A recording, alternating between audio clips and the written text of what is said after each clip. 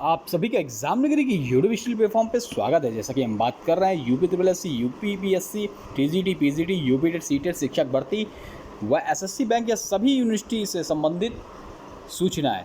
तो देखिए, आज के समाचार पत्रों पर छपी हुई कोई भी सूचना हो, चाहे भर्ती संबंधी हो या फिर शिक्षा जगत से रिलेटेड हो, चाहे माध्यमिक शिक्षा विभाग से, चाहे बेसिक शिक्षा विभाग से हो या अन्य प्रदेशों की हो, तो आज हम देखते हैं आज के समाचार पत्रों पर छपी हुई विभिन्न महत्वपूर्ण सूचनाएं, जो कि 21 जुलाई 2023 24 लिख गया है, ये यहाँ पे ये 23 है, ठीक है, 2023 1 मिनट 2023, ठीक है, 2023 से संबंधित खबरें हैं। 24 उसको होना पड़ी है, उसको हम सुधार देंगे, ठीक है। 2023 से संबंधित खबरें हैं। तो चलिए स्टार्ट करते हैं। 69,000 शिक्षक भर्ती में एक अंक का विवाद जो कि अनसुलझा हुआ है, ठीक है। तो क्या है खबर? उससे पहले जो भी भाई बहन चैनल पर नए हैं, जिन्होंने अभी तक चैनल को सब्सक्राइब नहीं किया, सब्सक्राइब का बेल आइकन दबा दें, जिससे उनको एग्ज़ाम जो कोई भी शिक्षा जगत से रिलेटेड खबर है या भर्ती संबंधी खबर है, कोई भी ऐसे खबरें उनको उन तक सबसे पहले पहुंचे। तो आशा आपने चैनल को लाइक, सब्सक्राइब, शेयर कर दिया होगा, जिससे आपको डेली ये ऐसी खबरें मिलती रहें जो शिक्षा जगत से रिलेटेड होती हैं, जो आपके लिए काफ़ी इंपॉर्टेंट हो सकती हैं।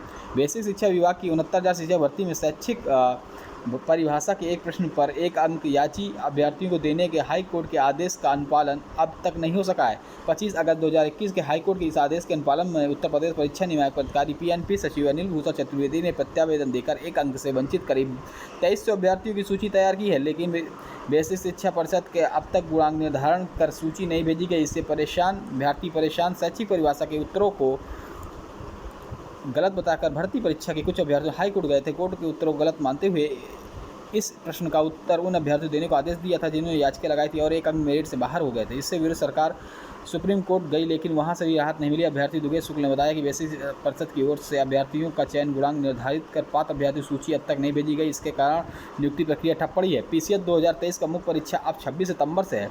उत्तर प्रदेश लोक सेवा आयोग ने सम्मिलित राज्य पर अधीनस्थ सेवा पीसीएस 2023 की मुख्य परीक्षा के प्रस्तावित कार्यक्रम बदलाव कर दिया गया।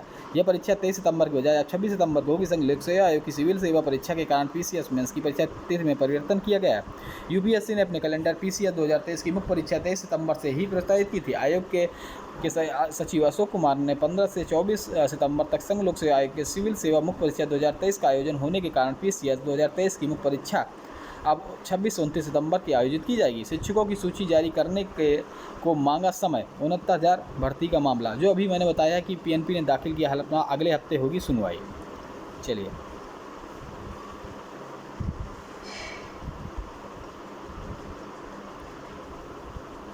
तो देखिए, ये है इलाहाबाद हाईकोर्ट 69,000 शिक्षक भर्ती मामले दाखिल अवमानना याचिका पर प्राधिकारी पीएनपी की ओर से जवाबी हलफनामा दाखिल किया। अनिल भूषण चतुर्वेदी ने कहा कि विभागीय कार्रवाई पूरी न होने से मेरिट सूची जारी नहीं हो सकती, कृपया समय दिया जाए। प्राधिकारी की ओर से कहा गया कि कोर्ट के आदेश के क्रम पर उनकी ओर से 17 मार्च को बेसिक शिक्षा परिषद सचिव को पत्र भेजा गया।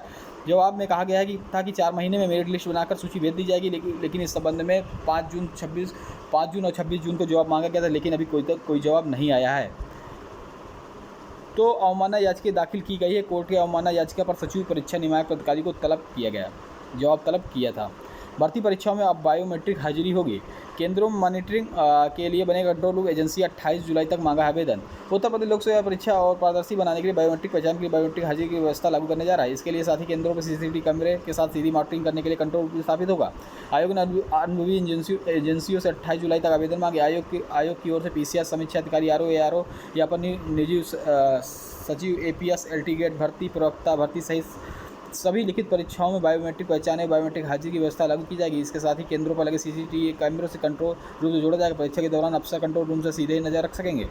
नीट यूजी काउंसलिंग के लिए पंजीकरण शुरू है। तो MBBS BDS पाठ्यक्रमों के आवेदन के लिए नीट यूजी काउंसलिंग का पंजीकरण शुरू हो गया। नीट यूजी परीक्षा उत्तीर्ण करने वाले उम्मीदवार मेडिकल काउंसलिंग कमेटी MCC के वेबसाइट पर आवेदन कर सकते हैं।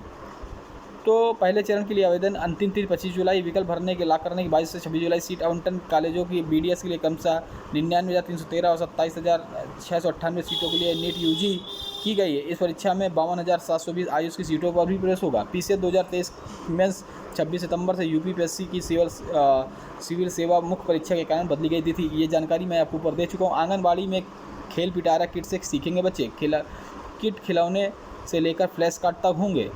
तो देखिए आंगनबाड़ी केंद्रों पर आने वाले छोटे बच्चों के लिए सरकार अब खेल खेल पढ़ाएगी। अरविंद केजरीवाल ने इसी योजना के तहत गुरुवार को आंगनबाड़ी केंद्रों पर बच्चों को के लिए ईसीसी किट खेल पिटारा लॉन्च किया है।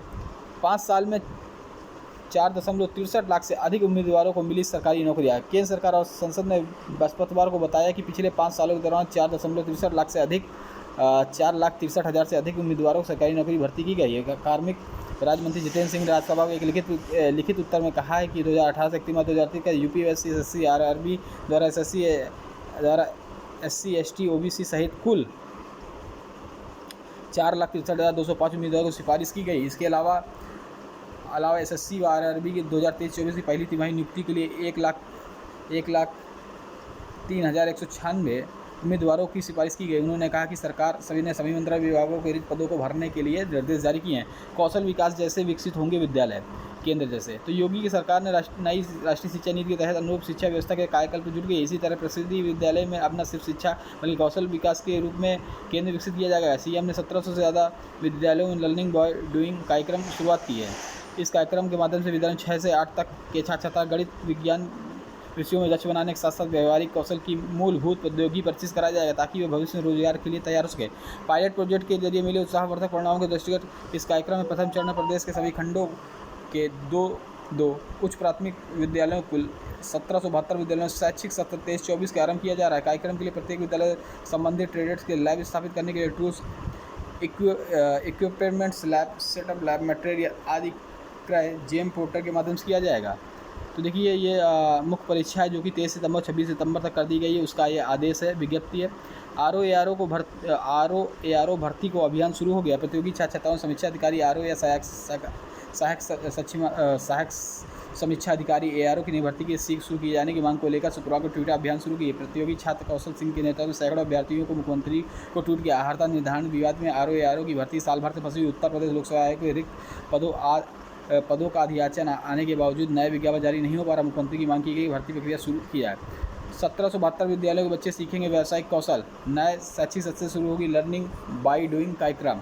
169 संस्थाएं युवाओं को देगी स्टार्टअप प्रशिक्षण।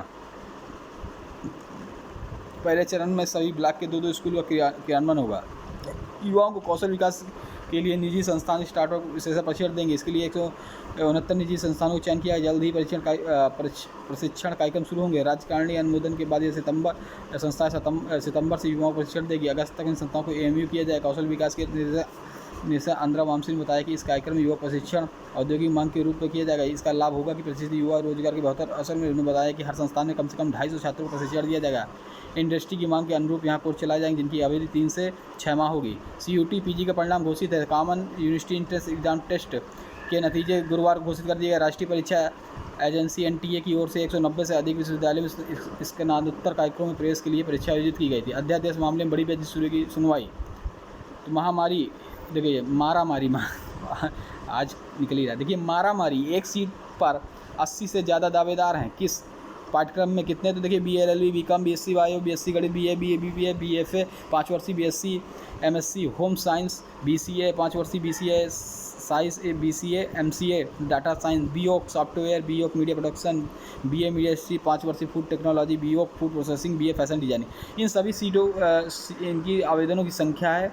और अगर देखा जाए तो एक सीट पर 80 से ज़्यादा दावेदार हैं। 450 सीटों के सापेक्ष अगर देखा जाए तो 36,253 अभ्यर्थियों ने फॉर्म भरा है। वहीं BSc बायो की बात करें तो 60,211 ने इलाहाबाद विकल्प भरा है। इनमें से 32,679 छात्र छात्राओं ने इलाहाबाद विश्वविद्यालय में 12 जुलाई पंजीकरण प्रक्रिया शुरू की है।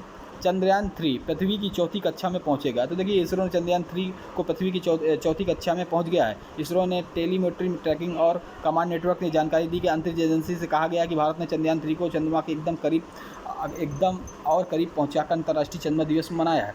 25 जुलाई को दोपहर 2 बजे 3 बजे तक यह चौथी कक्षा को पार करके 5वीं कक्षा में पहुँच जाएगा। तो देखिए इसरो के अध्यक्ष सोमनाथ एस ने कहा कि अगले कुछ दिनों में चंद्रयान 3 का लैंडर चंद्रमा की सतह पर सॉफ्ट लैंडिंग करेगा। उन्होंने कहा कि जहां तक विज्ञान का सवाल है आपको इस मिशन के माध्यम से बहुत कुछ महत्वपूर्ण मिलेगा। चंद्रयान 3 की पृथ्वी की चारों ओर 5 कक्षाओं में चक्कर लगाएगा। इसके बाद 31 जुलाई 2023 को चंद्रयान 3 करीब 1 लाख किलोमीटर दूर पहुंच जाएगा। तो चलिए और 5 से 6 अगस्त को चंद्रयान 3 चंद्रमा की कक्षा में प्रवेश करेगा। इस दौरान दौरान यान में प्रोपेलर मॉड्यूल शुरू किया जाएगा।